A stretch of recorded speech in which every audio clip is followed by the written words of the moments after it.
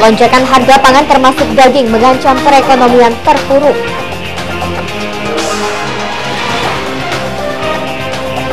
Pedagang desak pemerintah segera menstabilkan harga daging.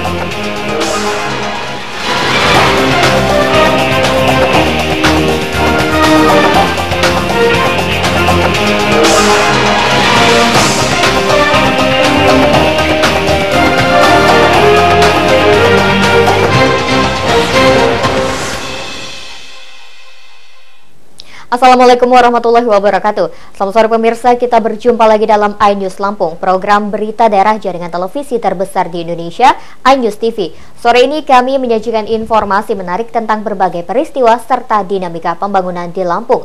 Gejolak harga daging sebagai dampak penghentian impor sapi masih menjadi sajian utama hari ini. Pemerintah bersedia membuka akses impor 50.000 ekor sapi ditambah puluhan ribu stok feedlotter atau perusahaan penggemukan sapi di Lampung maupun daerah lain. Meski begitu, harga daging bertahan tinggi. Sementara gejolak belum teratasi, pasokan daging ayam pun makin seret. Pemirsa, bersama saya Ferly Syandini, inilah iNews Lampung selengkapnya.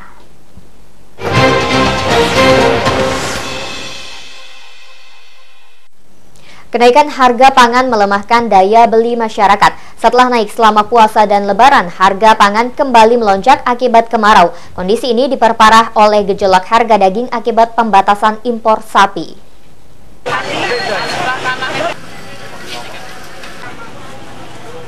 Saat ini hampir semua harga pangan naik, mulai dari beras, sayuran, bumbu, daging, dan bahan pangan substitusi mengalami lonjakan harga. Kalangan ibu rumah tangga kesulitan membelanjakan uang dapur karena hampir semua harga pangan naik. Belakangan, pembatasan impor daging menyebabkan kelangkaan. Akibatnya, hampir semua barang substitusi daging sapi seperti ayam dan ikan juga ikut naik. Kondisi ini diperparah naiknya harga beras, sayuran, dan bumbu sebagai dampak kemarau. Pemerintah diminta bergerak cepat dengan mengatasi kesulitan masyarakat mendapatkan bahan pangan. Saat ini, masyarakat membutuhkan operasi pasar, khususnya bahan pokok makanan. Jika tidak segera ditanggulangi, masyarakat akan mengalami krisis ekonomi.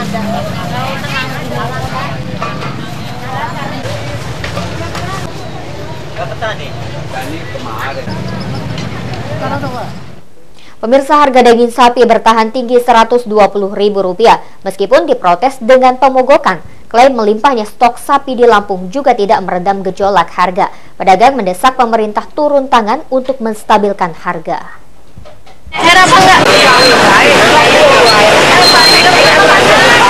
Gejolak harga daging mengancam kebangkrutan pedagang. Konsumen protes dan pedagang pun mogok. Harga daging sapi masih berkisar Rp120.000 per kilogram. Tingginya harga daging berdampak terhadap rumah makan dan industri olahan seperti bakso. Pedagang daging Kota Bandar Lampung mendesak pemerintah segera menstabilkan harga daging. Makin lama membiarkan harga bergejolak berarti mempercepat kebangkrutan pedagang. Yang pasti ngejual yang susah, karena ya gimana ya, kalau udah lihat juga minatnya nggak ada, pasti menurun. Yang tadinya 70 kilo sehari paling cuma 30, kita juga ngeluh. Kalau ketersediaannya sendiri gimana tadi? Kalau persediaannya susah juga lah, nyari sapinya susah sekarang. Pokoknya yang pasti kalau bisa tadi dari luar bisa ini, dari pemerintah bisa masuk, mungkin bisa stabil lagi Pak. Menipisnya pasokan dan lonjakan harga daging memicu gejolak. Dinas Peternakan dan Kesehatan Hewan Disnakes Wan Lampung mengontrol stok serta distribusi daging mulai feedlotter atau penggemukan sapi. Harga pasokan ditargetkan Rp38.000 sehingga harga pasaran kembali normal pada kisaran Rp100.000 per kilogram. Jangka pendek mungkin kita dari kejadian ini, permasalahan seperti ini selalu terulang ya, penurunan kuota impor ini. Jangka pendek mungkin terus melakukan monitoring dan evaluasi ke semua feedlotter yang ada di Provinsi Lampung, kemudian memantau harga di pasar Bandar Lampung dan kabupaten kota. Kita pantau secara rutin dan melakukan koordinasi dengan instansi terkait. Saya harap juga dari pertemuan yang dilaksanakan pada waktu itu, feedlotter tidak alasan untuk menaikkan harga terlalu tinggi. Nah, artinya untuk di Provinsi Lampung khususnya pet lobster sebanyak karena stok Provinsi Lampung dari pet lobster ada sekitar 43.275 ekor. Ini. Sampai dengan bulan Agustus, sedangkan kebutuhan Provinsi Lampung hanya 4.544 ekor. Pemerintah menjamin stok daging masih aman. Penggemukan sapi di Lampung Tengah, Lampung Selatan, dan Lampung Timur memiliki 43.275 ekor sapi. Stok ini berlebih karena konsumsi Lampung hanya 10% atau 4.454 ekor. Dari Bandar Lampung, Andres Avandi melaporkan. Lonjakan harga daging sapi mendorong harga daging ayam makin melambung dari Rp20.000 menjadi Rp26.000 per kilogram. Kenaikan 25% ini menurunkan omset hingga 50% karena daya beli masyarakat anjlok. Itulah kalau ada yang kosong.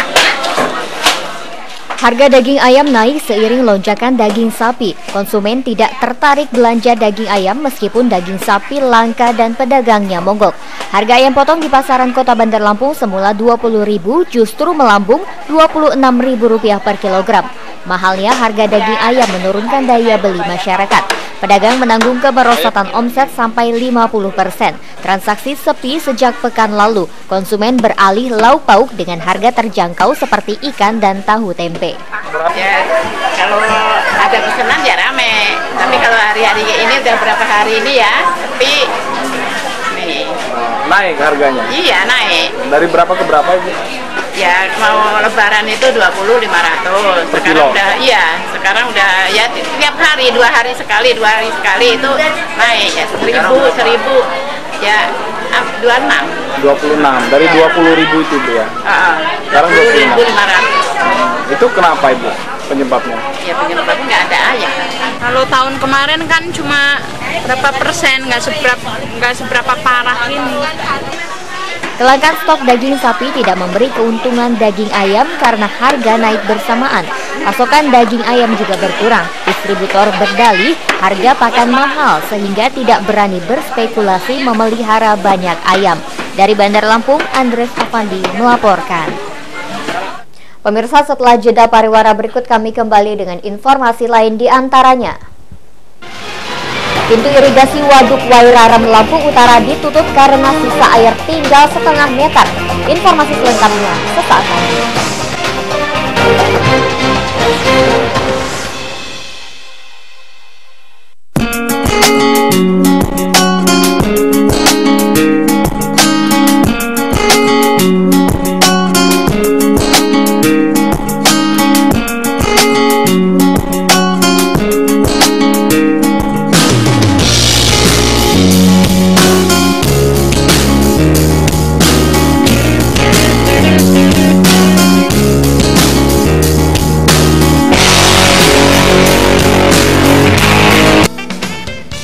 Bazar Elektronik Chandra, dapatkan harga spesial untuk setiap pembelian produk-produk elektronik dan perlengkapan rumah tangga. Periode 4 Agustus sampai 23 Agustus 2015. Chandra Superstore, belanja nyaman, belanja hemat.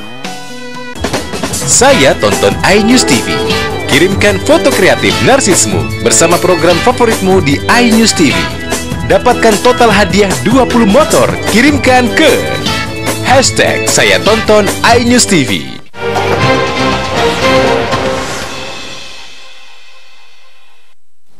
Terima kasih Anda masih bersama kami. Pemirsa, mulai hari ini pintu irigasi Wairarem Lampung Utara ditutup untuk mencegah penyusutan sisa air kering sama sekali. Dengan penutupan ini, pengairan belasan ribu hektar sawah di Kabupaten Lampung Utara dan Tulang Bawang Barat praktis terhenti.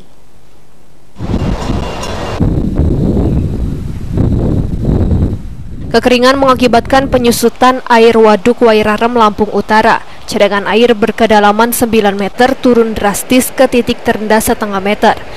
Sisa air terancam kering sama sekali karena penyusutan begitu cepat.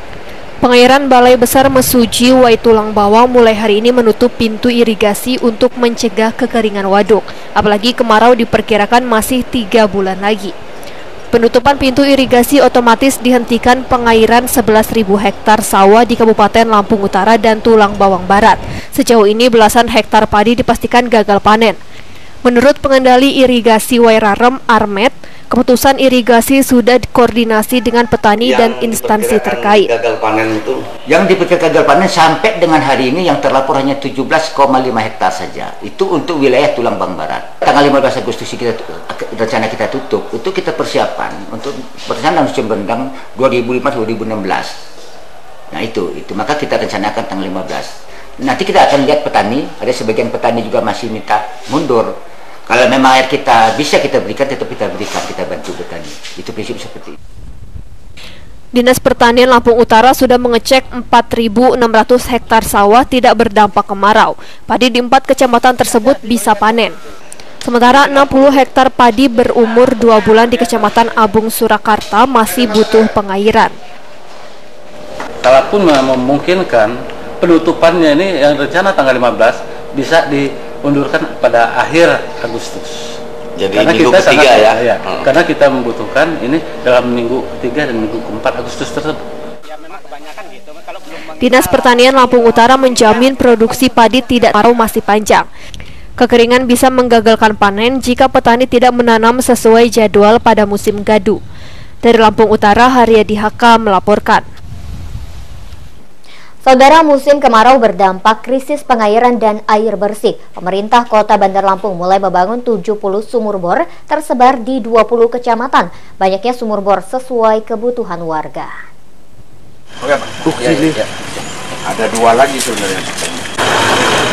Fenomena El Nino berdampak anomali iklim di kawasan Indonesia. Badan Meteorologi, Klimatologi, dan Geofisika (BMKG) memperkirakan El Nino mengakibatkan musim kemarau tahun ini lebih panjang hingga akhir November. Kota Bandar Lampung juga terkena dampak kemarau panjang, sehingga mulai krisis air bersih. Beberapa kali hujan intensitas rendah hingga sedang tidak mampu mencegah kekeringan sumber air. Pemerintah mengantisipasi dampak kekeringan dengan membangun 70 sumur bor meliputi 20 kecamatan. Lokasi sumur bor tersebar di kelurahan, sekolahan, dan musola rawan air bersih. Wali Kota Bandar Lampung Herman HN berharap sumur bor menjadi solusi air bersih. Pemerintah juga menyuplai air melalui PDAM Wairilau. 70-an ya, tapi 40 yang untuk umum, yang 30 di musola, masjid, kelurahan, sekolahan ya. Ini mudah-mudahan sebulan 2 bulan ini selesai semua. Ini tinggal yang temu-temu batu aja yang belum belum selesai. Yang nggak temu batu udah tuntas semua, udah seperti di ada beberapa kelurahan tadi udah airnya udah ngalir semua. Krisis air bersih baru terjadi di sejumlah kelurahan. Warga Bandar Lampung kini senyum lega karena dapat menikmati air bersih gratis. Pemerintah membangun 70 sumur bor bersamaan, 43 diantaranya sudah mengalir. Dari Bandar Lampung, Oki Firmansyah melaporkan. Mulai tahun depan, pengelolaan pendidikan SMA dan SMK menjadi wewenang provinsi. Peralihan pengelolaan ini diikuti penyerahan aset maupun SDM dari kabupaten kota kepada Dinas Pendidikan Lampung. Iya Pak, siapa? Undang-Undang Nomor 23 Tahun 2014 tentang Pemerintah Daerah mengatur penyelenggaraan pendidikan SMA dan SMK menjadi kewenangan provinsi. Kewenangan pemerintah kabupaten kota harus diserahkan mulai tahun 2016. Penyerahan ini meliputi aset maupun sumber daya manusia. Kabid Pendidikan Menengah Kejuruan dan Perguruan Tinggi Dikmenjurti Dinas Pendidikan Lampung Teguh Irianto menyatakan provinsi efektif mengelola pendidikan SMA dan SMK mulai tahun 2017. Proses pendataan mulai tahun ini, sementara penyerahan aset dan SDM mulai tahun depan. Sejumlah kabupaten kota mulai menyiapkan dokumen aset dan siap diverifikasi. Pemerintah memastikan peralihan kewenangan tidak menimbulkan persoalan di kemudian hari. Untuk pelaksanaan Undang-Undang Nomor 23 Tahun 2014 itu ada hal yang utama, bahwa yang pertama bahwa nantinya pengelolaan SMA dan SMK Dikmen itu akan dikembalikan ke provinsi, bukan lagi selama ini kan di kabupaten kota. Nah, oleh karena itu dalam rangka persiapan pelaksanaan itu maka kita perlu melakukan pendataan serta penyerahan P3D, yaitu terdiri dari personalnya, dari pendanaannya, dari sarana prasarana, termasuk dokumentasi. Nah ini seluruh SMA, SMK negeri itu harus mulai diserahkan di tahun 2017 pelaksanaannya. Penyelenggaraan pendidikan oleh provinsi berlaku efektif Januari 2017. Pemerintah kabupaten kota masih menanggung anggaran selama proses pendataan hingga penyerahan aset dan SDM tuntas pada akhir 2016. Dari Bandar Lampung, Fajar Magetan melaporkan. Dinas Pendidikan Lampung akan menyelenggarakan kelas cerdas. Kelas ini hanya menampung siswa pintar dengan IQ di atas 125. Program ini diawali dengan percontohan di 5 kabupaten kota. Kelas cerdas merupakan program Gubernur Yudovikardo. Kelas ini bukan bermaksud membedakan kemampuan siswa dalam kelompok umum hingga akselerasi, namun semata-mata memberikan ruang khusus anak-anak dengan IQ di atas 125. Lampung berani membuka kelas cerdas karena memiliki banyak siswa pintar atau IQ tinggi. Sejumlah daerah juga membuka kelas serupa dengan nama kelas cerdas cepat. Siswa diprogramkan lulus hanya dalam 4 semester. Kabid Pendidikan Dasar Dinas Pendidikan Lampung Diona Katerina mengungkap tahap persiapan kelas cerdas. Program ini diawali dengan percontohan di sekolah unggulan 5 kabupaten kota seperti Bandar Lampung, Metro, Pringsewu, Lampung Tengah, dan Lampung Selatan. Kelas cerdas mulai jenjang SMP hingga SMA dan SMK. Siswa kelas cerdas tidak perlu tes untuk jenjang pendidikan lebih tinggi. Ini menindaklanjuti kunjungan Pak Kepala Dinas di Bali. Jadi mereka sudah menerapkan program ini, tapi bukan kelas pintar, tapi sekolah mereka. Tapi setelah kita rapat, mungkin untuk uji coba pertama kita mengkerucutkan dengan beberapa kelas saja di sekolah-sekolah unggulan kita. Sudah 3 kali kita mengadakan rapat, dan terakhir nanti keputusannya kita akan membentuk tim guna merumuskan spesifikasi yang termasuk tergolong anak-anak pintar itu yang bagaimana, kemudian juga syarat-syaratnya apa. Kelas cerdas menuntut persyaratan tinggi. Proses rekrutmen melibatkan psikolog bersertifikat. Prinsip kelas cerdas adalah belajar dalam satuan jam lebih cepat dan materi lebih padat dibandingkan kelas umum. Dari Bandar Lampung, Fajar Magetan melaporkan.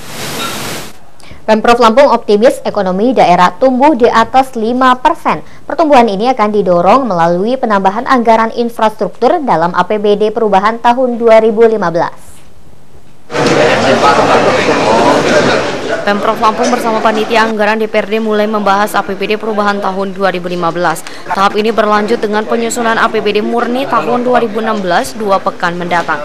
Pembahasan APBD kali ini lebih krusial karena kondisi perekonomian nasional maupun daerah sedang melambat. Pemprov Lampung optimis pertumbuhan ekonomi daerah tetap sesuai rencana jika anggaran penopang ekonomi kemasyarakatan ditambah. Sekda Lampung Arinal Junaidi memastikan penambahan anggaran pembangunan infrastruktur. Anggaran ini dapat menopang pertumbuhan ekonomi pada grade 5 hingga 5,4%. Penambahan anggaran dibarengi fokus pemanfaatan. Bahannya kita stressing kepada infrastruktur maupun nilai tambah ekonomi yang berkaitan langsung, dan kita harapkan anggaran-anggaran itu lebih fokus, kita tata dengan baik sehingga lebih berdaya guna, berhasil guna. Itu infrastrukturnya ada penambahan atau belum? Kalau infrastruktur tetap bertambah, karena kita berpikir infrastruktur akan menunjang ekonomi, akan menunjang wilayah pariwisata. Berapa persen, Pak? Penambahannya berapa persen? Sedang dibahas. Pembahasan APBD perubahan tahun 2015 dijadwalkan selesai 1 pekan. Selain penambahan anggaran infrastruktur, pemerintah memprioritaskan 7 bidang, yaitu revitalisasi pertanian, perluasan kesempatan kerja, akses pelayanan pendidikan dan kesehatan, penguatan inovasi teknologi, serta pemantapan industri, perdagangan, dan energi terbarukan. Dari Bandar Lampung, Fajar Magetan melaporkan. Pemirsa, setelah pesan-pesan berikut ini kami kembali dengan informasi lain, di antaranya Lampung Tengah diminta memasok pakan ternak ke Kabupaten Bandung Barat. Ikuti informasinya sesaat lagi.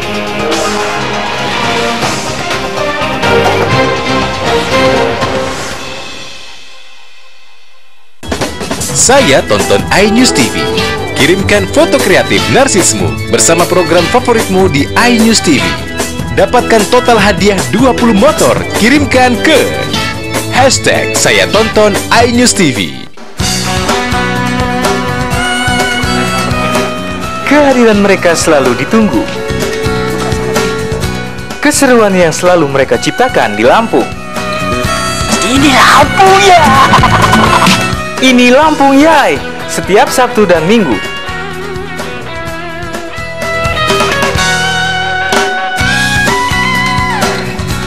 Hanya di iNews TV Lampung, inspiring and informative. Saya tonton iNews TV. Kirimkan foto kreatif narsismu bersama program favoritmu di iNews TV.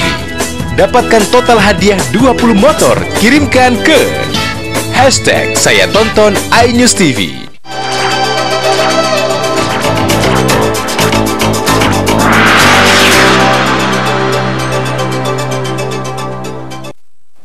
Pemirsa, terima kasih Anda masih bersama kami. Bandung membutuhkan banyak suplai pakan ternak dari Lampung Tengah. Permintaan pakan limbah onggok singkong ini disampaikan rombongan Komisi 3 DPRD Bandung Barat dalam kunjungan ke Lampung Tengah. Sebanyak 17 anggota Komisi 3 DPRD Bandung Barat bertemu DPRD Lampung Tengah. Wakil rakyat bertukar pikiran mengenai infrastruktur jalan, lingkungan hidup, hingga penggemukan sapi di Lampung Tengah. Bandung Barat ingin kerjasama karena menganggap Lampung Tengah lebih maju dalam peternakan sapi. Lampung Tengah memiliki pabrik pakan ternak berbahan limbah onggok. Pakan ini bisa dipasok ke Bandung. Kerjasama daerah yang memang diatur oleh undang-undang pemerintah daerah ini dalam rangka mensejahterakan dua daerah, kita bisa jajaki, kita bisa mulai. Bukan hanya di tingkat dewan, tapi juga di tingkat pemerintah daerah. Wakil Ketua DPRD Lampung Tengah Ria Gusria optimis pemerintah daerah dan pengusaha dapat bekerja sama. Permintaan pasokan pakan ternak membuka peluang keuntungan. Pada pihak swastanya, kemudian mungkin antara pemerintah daerahnya bisa mengambil peluang ini, peluang kerjasama. Amir Mahmud dan Ferry Syahputra melaporkan. Oleh teman-teman. Dinas Pendapatan Daerah Lampung Tengah akan menertibkan wajib pajak reklame yang telah jatuh tempo. Dispenda akan mengenakan denda jika wajib pajak belum memberikan laporan. Bahkan, petugas akan mencopot reklame yang bermasalah.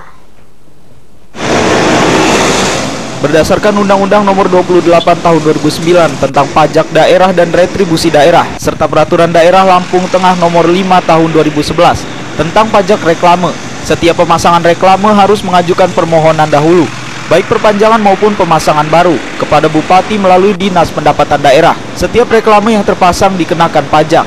Meski sudah berulang kali diperingatkan, sampai saat ini masih banyak wajib pajak di Lampung Tengah yang belum membayar pajak reklame ke Dispenda. Padahal masa berlaku pemasangan reklame mendekati jatuh tempo. Kepada pemakai atau advertising yang belum menyelesaikan seluruh pajak-pajaknya agar segera menyelesaikan sebelum kegiatan penertiban akan dilaksanakan. Jika dalam waktu dekat para pemilik reklame masih mangkir membayar pajak, Dispenda akan menertibkan reklame yang belum membayar pajak dan reklame tidak berizin. Dari Lampung Tengah, Amir Mahmud melaporkan. Wakil Bupati Lampung Tengah Mustafa berupaya mempertemukan para tokoh masyarakat Kampung Komering Agung dan Kampung Wonosari. Langkah tersebut untuk memediasi selisih paham kedua kampung yang dipicu pembegalan berujung aksi massa. Kemudian hari ini dua kampung Komering Agung dan Wonosari Lampung Tengah akhirnya sepakat menandatangani perjanjian damai. Isi naskah perjanjian damai tersebut antara lain, penegakan hukum sepenuhnya diserahkan kepada aparat kepolisian. Kedua kampung saling menjaga agar tak saling serang. Kedua kampung sepakat untuk mengikat kekeluargaan. Dengan ditandatanganinya perjanjian damai ini, Bupati Mustafa berharap ke depan Lampung Tengah akan kondusif. Tidak terjadi lagi konflik antar masyarakat yang melibatkan suku. Apalagi pemicu konflik selalu masalah kejahatan dan main hakim sendiri. Sudah menyampaikan niat baik dan mengikat persaudaraan sehingga ke depan ini tidak ada lagi persoalan yang dituangkan dalam berita acara perdamaian sesamanya. Oleh karena itu, alhamdulillah semuanya satu menyadari dan ke depan cuma satu mereka minta, yaitu penegakan hukum. Tewasnya warga Kampung Komering Agung yang dihakimi warga Kampung Wonosari Lampung Tengah karena diduga telah melakukan aksi pembegalan, memicu isu bakal terjadinya bentrokan dari dua kampung tersebut. Dari Lampung Tengah, Amir Mahmud dan Ferry Syahputra melaporkan. Pemirsa, Rumah Sakit Bob Bazar Kalianda mengalami krisis air bersih sejak 2 hari lalu. Penjabat Bupati Lampung Selatan Herlani meminta rumah sakit menambah sumur bor agar pelayanan pasien tidak terganggu. Informasi tersebut sekaligus mengakhiri iNews Lampung hari ini. Saya Verly Syandini dan kru yang bertugas undur diri. Wassalamualaikum warahmatullahi wabarakatuh dan sampai jumpa. Herlani meninjau rumah sakit Bob Bazar setelah menerima laporan krisis air bersih sejak 2 hari lalu.